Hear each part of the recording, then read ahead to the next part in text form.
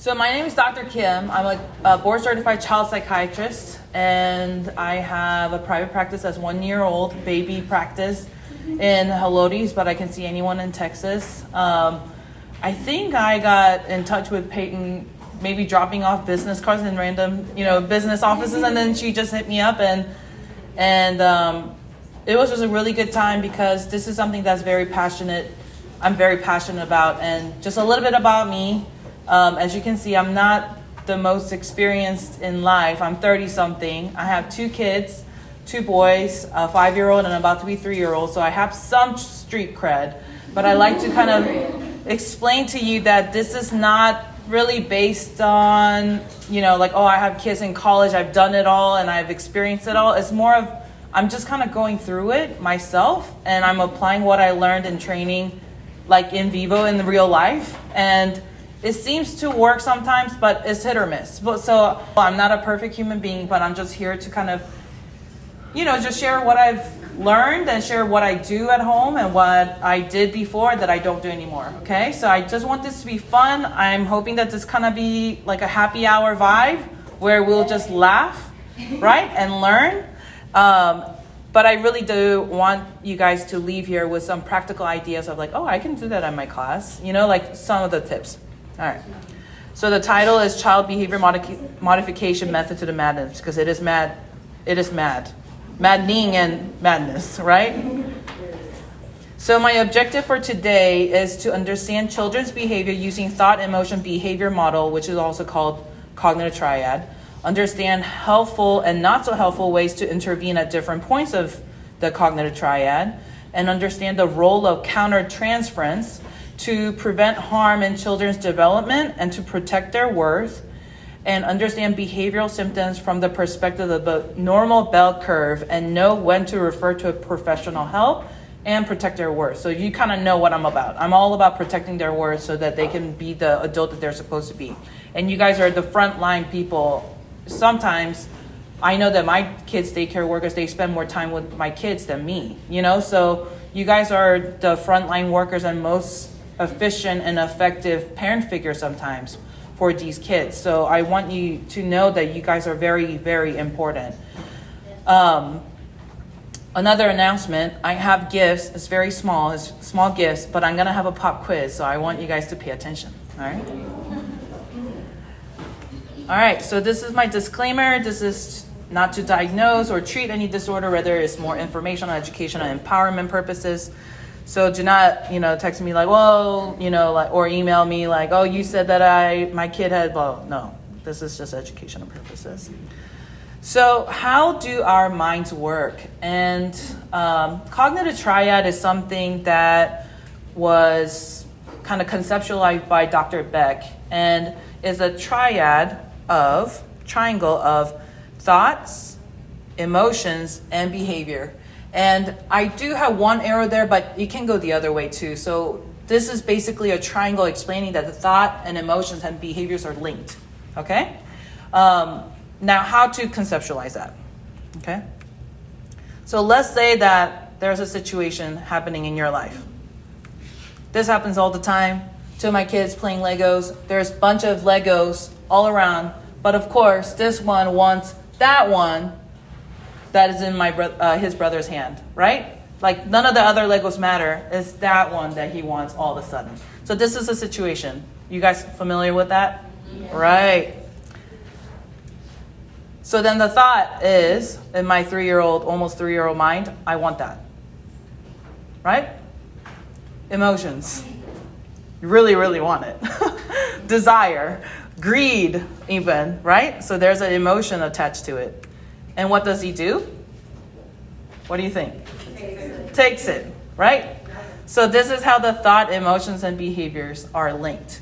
So if you can imagine, it's a triad, and you break it down, but it happens actually a lot faster than we can conceptualize in this PowerPoint, right?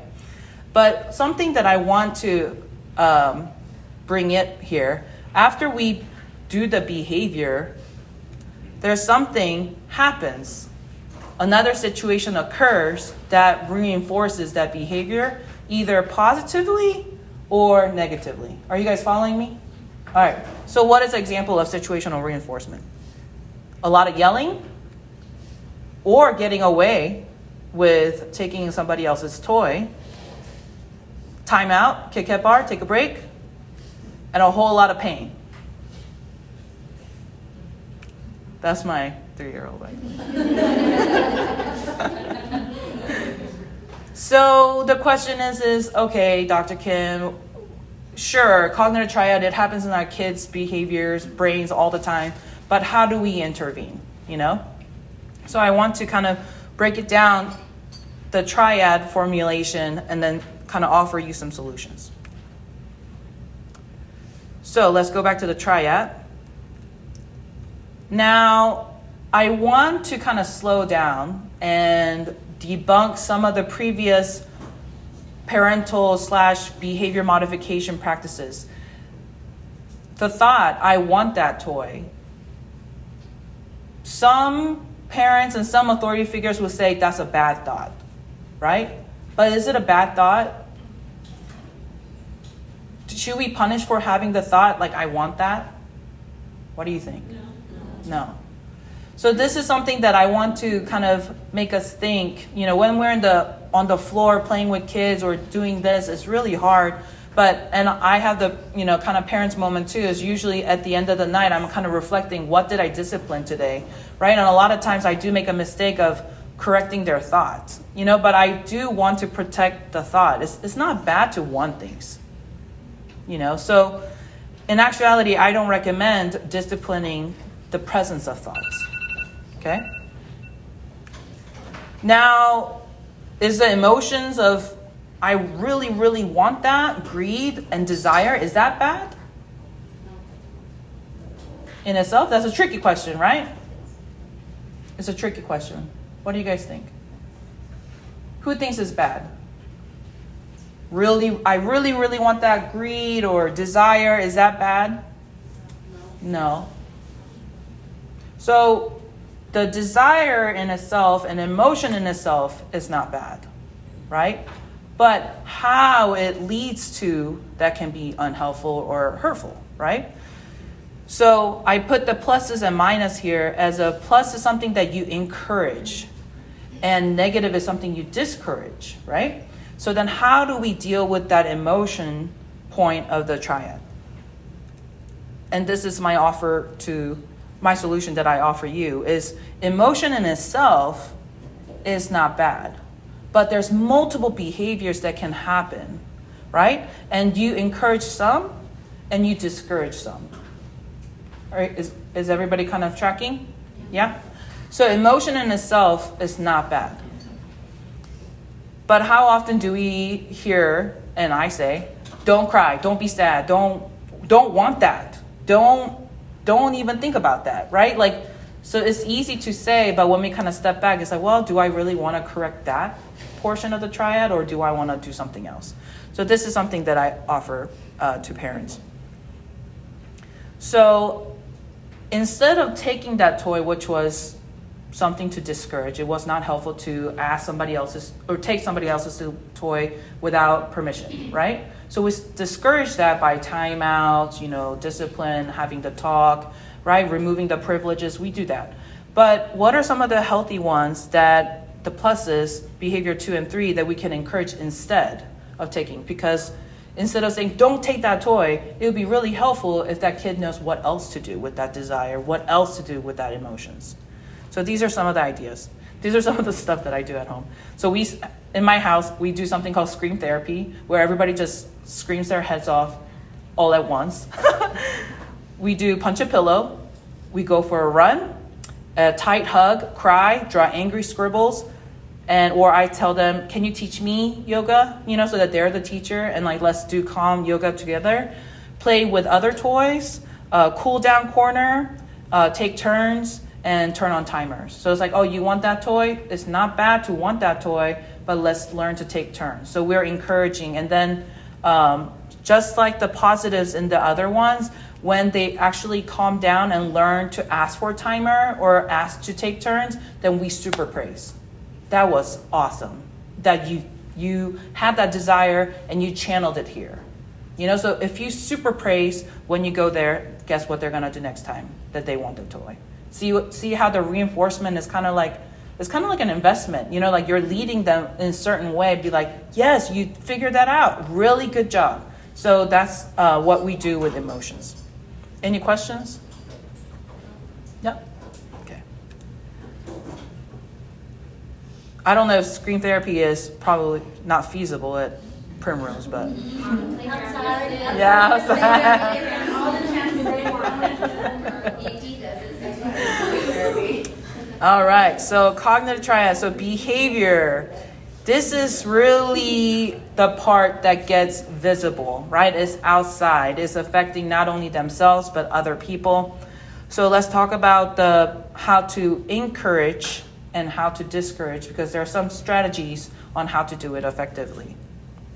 Especially with the kids, I think Peyton said that you guys are watching 3 months to 12, right? That's a big age range, but I think you kind of pick up some of the patterns. So power of praise. Be timely. What I mean by that is when you see it, praise it right away. Don't miss that chance, because that's an investment. Every time you praise, you're actually leading them towards a conclusion. Yes, I did something right. Not only does that help their ego, but it's clear what they did right. You know what I mean? So instead of like, you went to potty, you're not going to train a 3-year-old to go potty train, and then like after they actually pooped in a potty, 5 hours later, you're like, oh, that time that you pooped in the potty, good job. There's not going to be an association. Do it timely. Do not miss that chance to, give them a $10 investment into them learning what is positive behavior. Be specific. I hear a lot, man, he's a good kid. He's a smart kid. Man, he's so nice. How does that help them figure out what's good and bad, right? So be specific. What I mean is, I really liked how you really wanted that toy, but you came to me right away and asked for the timer. Oh, that's what I did good, right? Let me go back to the be timely. So when my oldest was about 3 or 4 and the youngest was born, but maybe like 18 months, when there's like a start of the will, and their will starts to clash, there was moments where the oldest one will often hit the younger one, right? Because it's frustrating. The little brother is getting all the attention and all that stuff. There are moments where he would hit, and we're working on not hitting. And there's really moments where I'm going to borrow your position, but he will go like this, like he's so mad, and then he goes, like that. So what did I praise in there? What do you think? Any ideas? Well, he did hit at the end. Yeah, he went like this. He was holding back. At the end, he hit though. So what do you think was a praisable moment, even in that? Holding back. Yes. So I said, you did a really good job. You really wanted to punch him right away, but you held back for a split second. Good job. See what I'm saying? Like, they're trying their best, guys. They're trying their best. And we have to, and this is what I get, praise effort, not just the result. It's really frustrating as even a teenager, or even as adults, right? You try your best on a project, and let's say that it didn't get quite the result that you wanted, right? But how nice would it be? It's like, man, it didn't turn out the way that you wanted to, but I saw you spending nights and days on that project. Good job. See what I mean? Like, what if the kid heard that from an adult? Like, I know you eventually hit your brother, but you held back for that split second, and that's really good job. And this is what I want to focus. I hope that you're getting a little bit of perspective here on how to protect the worth of the child. It's not all about the results. It's about their effort and where they are. And that's why detailed, timely, praising effort and praise is going to protect their worth, because you're seeing them as a human being who's trying their best. We all want to be recognized as a human being who's trying their best. We're not perfect outside, but we're trying, right? So how wonderful it would be if children in our classroom can hear that when they're younger. So sarcasm hurts more than helps. I know that I hope, but I probably know that you guys are not really sarcastic when you're dealing with kids. But I mean, kids pick up, sarcasm. And I know there's a lot of people who are like, oh, my family's whole sarcastic, that's just our language of humor. Kids don't get sarcasm. So they don't, so kids don't get innuendos and sarcasm until they're probably safely in middle school. So sarcasm, it could be understood, but I mean, I don't like to hear sarcastic compliments personally for me either. So I know that it's not really pleasant for kids and they'll be confused. So sarcasm hurts more than it helps. And the fifth one is kind of a bonus one, imitate or describe their behaviors. So this is the power of praise that is underutilized a lot in parenting and with kids is you don't always have to be like a cheerleader to praise. Attention is a huge positive reinforcement. And what I mean by that is like if they're scribbling and you don't always have to say, man, that looks like an amazing drawing because it's sometimes not an amazing drawing, right? But they're putting their effort. So then how can you praise them instead of overhyping everything that they're doing? It's like, wow, I like the control that you have in the purple crayon and you're just going at it. Like you feel so free. See how that descriptive attention is they feel seen, they feel recognized. Yeah, I am holding that purple crayon. I have my, fine motor skills down. That attention even enough, kids feel it. So you don't always have to be positive Patty and just make everything like, oh, you're so smart and everything and blah, blah, blah. No. And actually I discourage that. But attention, imitate. Well, you know what? I'm going to get a purple crayon and draw like you. That's like a superhero cape, just putting it on in the kids. Like, wow, adult thinks I'm cool enough that they're going to imitate me, So it's like, it doesn't take a lot, but it means the world to kids when an adult sees them be like, I want to be like you right now because you're just you and you're just being you. So again, power of praise, it doesn't really have to be awesome, good job, all that stuff, but it could just be like, I want to be you and I'm just going to sit down and play in the sandcastle with you because I like what you're doing here. That's enough. Okay? Any questions? Yeah. So let's talk about how to discourage unhelpful behaviors. And this is something that I will talk about too.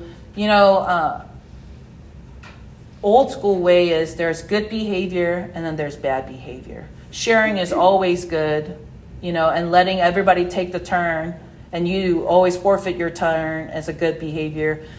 But I mean, when I was a child, I was told that it was good behavior and I always did that. But somehow always got bullied, and somehow I was always the one who's spinning the merry-go-round and everybody's, enjoying their ride. So I'm just kind of tapping into my child self. I don't say that. There's no absolute good behavior all the time and bad behavior all the time.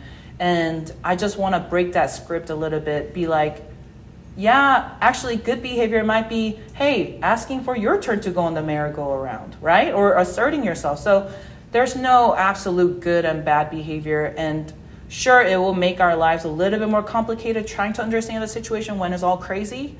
But this is what I mean, also perspective that I want to protect their worth. I want to protect their narrative of like how they view themselves. And this is what I mean. And this is one of my passions in, parenting.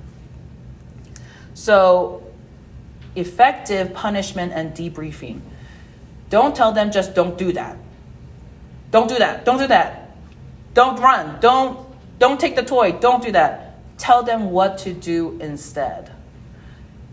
A lot of times, when you're 2, 3, 4, 5, you don't know what the other person wants. The kid is not a mind reader, so if you don't tell them, this is what I expect of you to do, they're not going to figure it out. Oh, what do you mean I can't run? Because it's so fun. The hallway's so long. What do you mean I can't run? Oh, I have to walk? Okay. So instead of it always sounds like stop everything that you're doing or anything that you're doing. Just stop, right? Then they're like, what do I do with this energy? Like, what do I do with this an awareness of my situation. Tell them, can you please walk in that hallway? Just so that we're safe. So tell them what to do instead. Don't talk too much, get to the point. Did nagging ever work? Never worked in my marriage. It was always when I was silent that my husband starts cleaning the house because he knows that he's in trouble. You know what I mean? Too many words, too much emotions never works. It always gets in the way of effective communication. And little kids are no different. They don't understand all these emotional words that's coming out of your mouth. They don't. In fact, they get scared and they don't know why they're scared and they don't know what to do and what not to do. So get to the point, okay? So sometimes, when I'm burnt out, or when I see parents burnt out, I hear a lot of arguing, right? Like a lot of words. So it's like, you didn't take the meds because and then like the teenagers like check that as like, like they're not listening. So instead of that, what we do, or what I try to do, is instead of having long run-on sentences for instructions, I just say shoes. And just say shoes. Instead of put on the shoes is in the shelf and you never pick up your shoes, blah, blah, blah. Just say shoes. That's effective enough. And if your kid is old enough, they'll know what they're talking about. Choose a quiet place, preferably away from negative attention. So I know that, classroom setting with all the kids are running around, and we might not be able to do this every single time, but it might be enough to just put time out or cool down just to kind of, put a fire hose into the situation. But after that, if you're debriefing, choose a private place. As a child, kind of looking around, your friends are like looking like, oh, he's in trouble, or, oh, he's getting talked to, to minimize all that kind of, white noise in the background, and you want to effectively communicate, choose a quiet, private place as much as possible. If you overreacted, slow down and say sorry for their hurt feelings. So do I overreact with my kids? All the time. I yelled at them probably 10 times today about not wanting cheese in their sandwich and whatnot, So when I do that, when I scream or yell, and I'll talk about, my emotional state, entering the situation too, I always make it a point to say sorry. I say, sorry, I yelled at you really loud. I was mad, and it was not all because of you. I'm really tired. My kids, and I think all kids do, feel the tension, but if there's no explanation, then they carry all the burden. So then all of a sudden my kid saying, I don't like cheese in my sandwich, and I'm screaming my head off because I'm tired and I'm burnt out and I'm thinking about another case, right? He's like, wow, Mom, I really can't complain about cheese anymore. See what I'm saying? They're carrying the burden and the tension of the emotional tension. So I make it a point, I screamed a lot today, and it was not all you. I'm just thinking about something else that's stressing me out. So I just want you to kind of relieve that burden that you're carrying. And we don't have too much time to go to developmental stage, but when they're young, there's no understanding of cause and effect, right? About 3, 4, 5. There's no understanding of cause and effect. There's no differentiating me in the situation. So that's why a lot of times when grandparents or somebody dies in that age, they make it all about them. Oh, grandpa died because I forgot to pick up the phone call. See what I'm saying? That age is so normal to take in all the burden because there's no understanding of cause and effect. So if you're yelling at a child and you overreacted, he's carrying all the burden because of what he did. So this is just, developmentally, it makes sense to kind of just tease out the tension and just say, I'm sorry that I was overreacted. That's not all you. There's some me too. So that really helps me oh, okay, and I think that's a very mature understanding, of whenever you're in a relationship, it's not all about you and all about them. You have to meet a little bit of halfway, and it will be really helpful if the kids understand that earlier on. And don't just use punishments or threats. A little bit of positive reinforcement in between goes a long way. And this is something that my husband and I learned. And one date night, we were just kind of out. And we realized that we were just yelling threats left and right for like last 2 weeks. And we're like, we're yelling and nothing is happening. You know, they're not listening to us. And that was when we realized maybe we should just stop yelling and just bring down the threshold a little bit, you know, to yell, right? Like it's getting ineffective. So this is a little bit tip for you is whenever I teach like Bible study for little kids or something like that, I always give them a nugget to move to the next area. And I do this with my kids too. So instead of like, stop playing with the soakers outside, now we have to take a bath, which is super boring and you don't want to do every day, right? I bribe them, hey, let's drop the soakers because I'm going to give you vitamin gummies on your way to bath. Boy, they act so fast. They're like, I want the red one. And then they like come in. So a little trick, give them something, positive reinforcement if you're going to transition them to something that is not that fun. So this is a tip.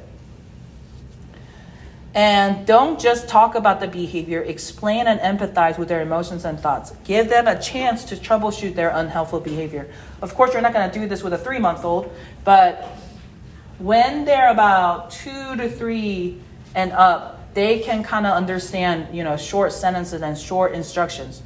So this is what I mean, and I kind of brought the point. There's no such thing as good behavior and bad behavior. A lot of times, if the discipline only ends in a behavior, then the kid is like, sometimes they'll be like, well, I punched that guy because he's been bullying me all week, right? Like I was standing up for myself and now I'm in trouble and he's outside playing. You know, then what does that do to the kid? What do you think? Yeah. And do you think they're gonna go to you for help? No. Next time they get bullied? No. So this is why I say it's not just the behavior that's black and white. Let's ask them, why did you punch that guy? What's been going on? What did you feel? Oh, okay, so your emotion was you were really mad because your thought was, why is he picking on me, right? So thoughts are valid. Emotions are valid, right? And you did punch him in the face, which is an option, right? And I tell my kids, if you say stop and the kids are not doing it, I say punch them. I tell my kids punch them. But I say, but you do this, you tell the teacher, you do that. But at the end, if they don't drop it, then you can punch them. So you won't get in trouble for standing up for yourself. So I know that as teachers, you know, like, should we do that to our kids? I don't know. You know, I'll let your director and owners kind of figure that out. But this is what I mean is if you say, why did you punch that guy? Why did you punch that guy? Why did you punch that guy? Then there's no room for communication and trust is broken, right? And feeling safe is broken. So you say, why did you touch? Oh, that's why. Okay, that helps me understand. So this is another way to protect their worth. Is what is their reasoning? You know, what is their emotions and thoughts behind it? And another thing is give them a chance to troubleshoot their unhelpful behavior. And this is when, you know, I'm not burnt out, I'm not tired, and when I'm in a good mental state, I used to make the older one and the younger one always say sorry to each other, right? I thought saying sorry was a good behavior. But you know what kind of sorry that they did to each other? They're like, sorry! I'm like, that's not what I'm trying to teach. How do I try to teach them? So then let's go back to the cognitive triads. Okay, oh, you really wanted that toy. And you really wanted it because you're just missing that one piece in your Lego castle. Then you can be kind of humorous, be like, you really want to finish your castle. He has the piece that you want. What do you think we can do instead of taking? They love to come up with answers. They love to come up with their solution to their own problem. And this is such a mature skill that we all might not have in adulthood. But just humor them. Just like, give me any ideas. What do you think? You know, like he has that perfect piece. No other piece has it. Well, I guess I can ask him if he's done with it. Can I have it? Wow, what a great idea. Positive praise, right? You came up with your own solution that is not hurtful. Good job. See what I'm saying? So many things that you can do once you kind of slow it down and break it apart. So we're going to talk about countertransference, and I mentioned a lot where I overreact or I don't do the parenting technique that I'm not proud of, depending on how I am, feeling, am I hungry? Am I tired? Am I thinking about something else? But I want to kind of bring up the term countertransference because this is a very interesting psychiatry or mental health term. So countertransference is a patient, physician, or a therapist and client language, and it's a reaction to projections to the client onto the therapist. It has been defined as a redirection of therapist's feelings towards a patient and emotional entanglement that can occur. So basically what they're saying is that patient could remind me of a previous experience that I had where it could be negative or positive, right? So let's say that the patient walks in and they really remind me of my mom. It could be a good thing or it could be a bad thing, right? So you're bringing up your baggage into the situation, and that relationship is not for what it is, you're bringing up. So an example of countertransference that I bring onto my kid is I hate picky eaters. That's just like a death in me. And I recognize that because I was raised by my grandma, who said every single grain of rice is the blood and sweat of a farmer. And she made me scrape up every single grain of rice in my bowl. And I have eating issues. Okay? Not proud of it, but it is what it is, right? So when my kid, and he has the option to be picky, right? And have preferences, it bothers me so much.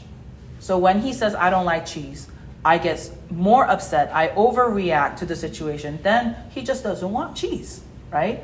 So this is what I mean by countertransference. So I don't know if it's going to apply to you, but there might be few kids that rubs you the wrong way, right? Just because it might remind you of previous situation that you encountered.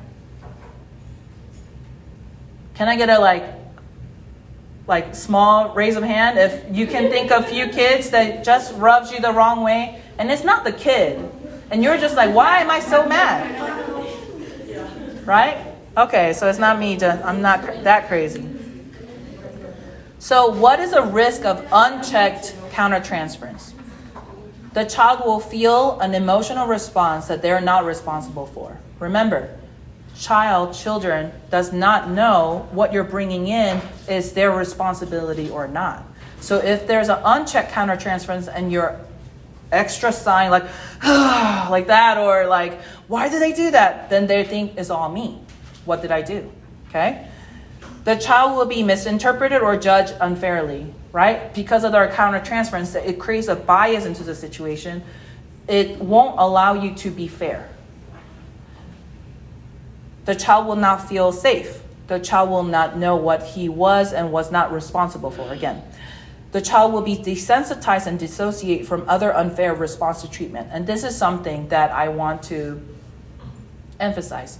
I wish we can talk more about this, but imagine if this kid rubs you the wrong way and it wasn't really 100% his fault, and you're just overreacting. The child has two responses to this. Take ownership and then forget himself, right? So I can't even ask for a cheese-free sandwich with my mom anymore, right? Then they now forfeit their preferences and their likes and dislikes because of my countertransference, right? Or they just react like, I don't like cheese and you always, like, give me cheese and blah, blah, blah. Or they dissociate, they just check out,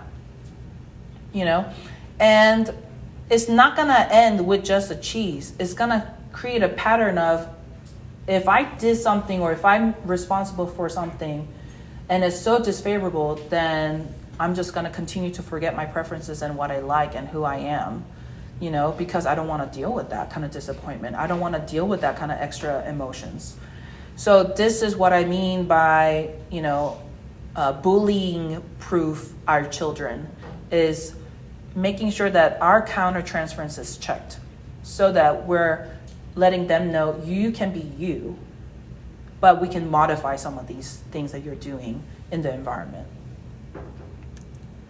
So how to check the countertransference? Self-reflection, self-check-in. So it's like, am I hungry? Am I mad about something else? Like, am I bringing my marriage issues to my kids? Peer support and accountability, which I think you guys are already, showing me that you guys have good relationship with each other. Communicate boundaries and limitations. And this is an important thing too, where if you think you're extra tired, say it. Instead of holding it all in and like sighing extra hard around my kids, okay? It's like, and then like my youngest one is like, why do you go, and I'm like, mommy's just tired, okay? Just communicate. And I tell them, I really want to take you guys to the pool like I promised, but I can't because I'm super tired. And it's not you, it's me. But I'm really tired and I cannot do that, And now they're old enough to be like, okay, well, we can figure out some other day to go to the pool. Empathize with the child and yourself. And I think this is something that is like, and yourself is so important because we all mess up. We all overreact. We all have unchecked, countertransference we bring onto the relationship. And empathize with the child. I'm so sorry that I did that, But then also have yourself grace. Well, now I know. Hopefully I won't make the same mistake again. And if I do, I'll continue to check myself, So, on the one hand, I'm saying you guys are the front line and very, influential person in their life. But at the same time, I think they'll also learn from giving yourself grace. Teacher messed up and she just said sorry and it's okay. I understand her. She understands me. We're good. So I think that's also a good way to just be human beings and making sure that that's okay to be human beings. Okay, so who needs help? So who do I send to Dr. Kim?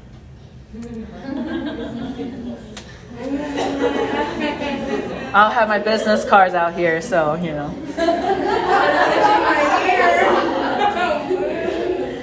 So I want to explain to you guys a concept in epidemiology, which is like study of, human behaviors and all that stuff. It's a normal bell curve, right? Everybody, the whole population can fit under the bell curve. And this under the concept of a lot of, most people will fit around the average and then there will be outliers, right? Kind of remember that from statistic class, maybe in high school. So let's talk about high blood pressure. How do we diagnose high blood pressure?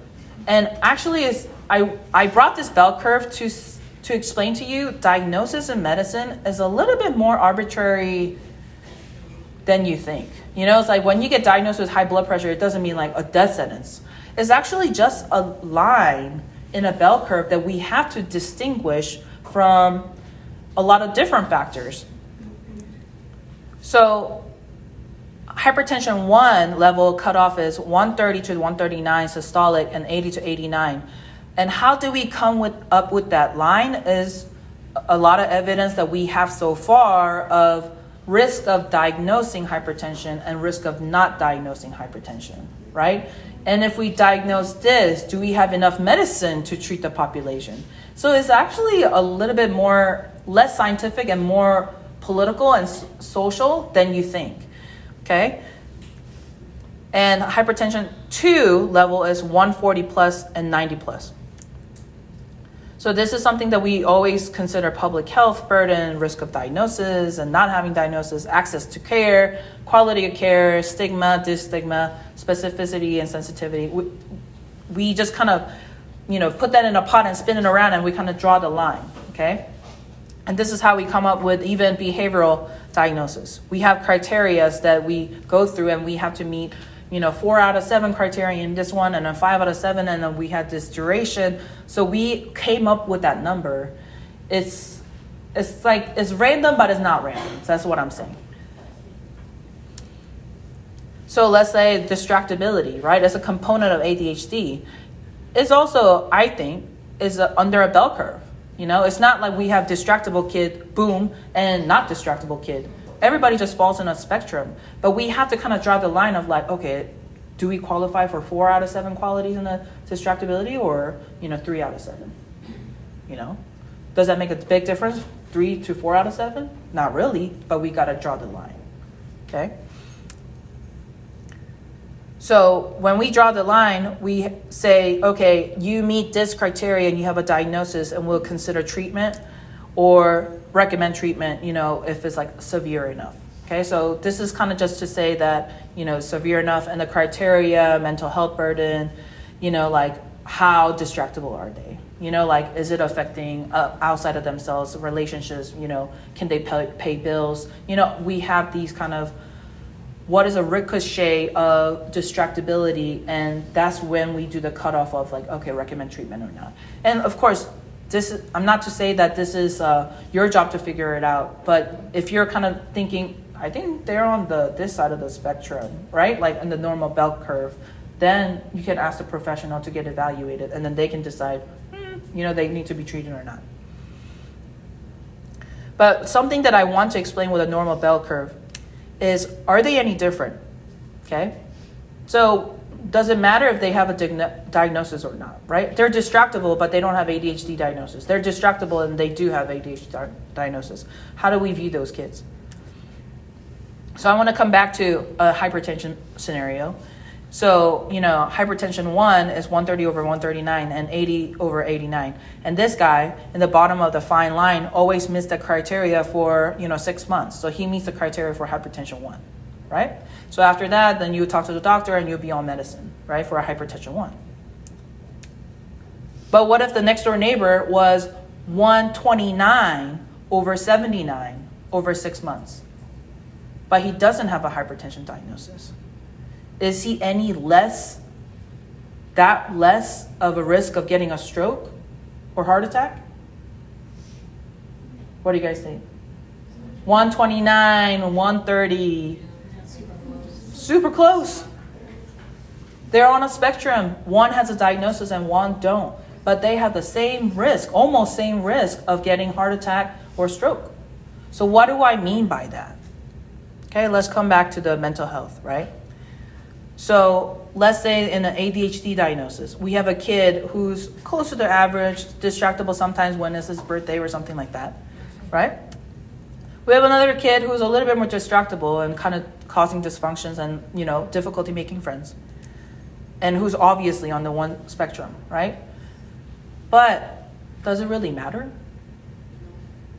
who has diagnosis or not? So this is what I'm getting at, is rough ballpark. Sure, you can tell one kid who has ADHD and who's not. But when it comes to diagnosis, it really doesn't matter on their worth and as a human being. And this is what I mean by normal bell curve, is everybody's on a spectrum. And worth doesn't change. It might be just labels that we had to come up with, arbitrarily. So this is what I mean by diagnosis is, a lot of people come up to me requesting evaluation for ADHD, autism. Now everybody wants to be autistic. It's like a new popular thing. But for me, I say, first of all, there's no blood work for me to just draw to you and be like, boom, you have ADHD and boom, autism, right? This has to be a relationship thing where sometimes you'll be on this spectrum, right? In this season of life. Sometimes you'll be on this one. And it has to be longitudinal relationship with a doctor going through life with you, be like, ooh, let's go back to that. Like we didn't talk about depression, but what's going on? It has to be longitudinal because we're always kind of shifting all the time, right? So what I mean by that is people are so afraid of diagnosis and people are so in favor of diagnosis. But I always tell people, don't get married to a diagnosis.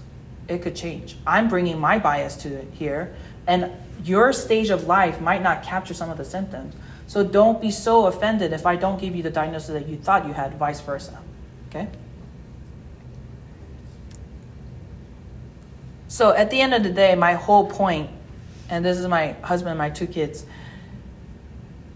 my whole point of explaining mental health in this way, and I hope that it was enlightening to you, I hope that you chuckled a little and you can go home with practical tips and perspectives.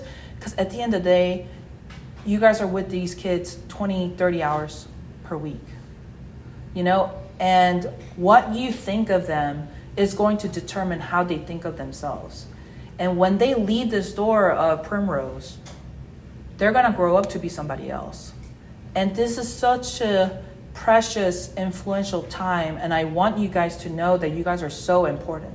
Your work here is not just to pay the bills. You're changing lives. Probably more lives than I change, because it's 20, 30 hours per week. So I give you this picture to say that this is my passion, to kind of not get in the crazies of symptoms and diagnosis, but bring it back down to humanity. Like, you're raising human beings here. And I want you guys to know that you guys are so important and so influential in these kids' lives. And I like that you guys are here. I like that you guys were paying attention. I like that you guys were nodding. I like that you guys are thinking through, because it shows me that the students here have teachers who care. And that's what matters. So thank you so much. I'm going to open up the floor for some questions. Do we have time for that? All right.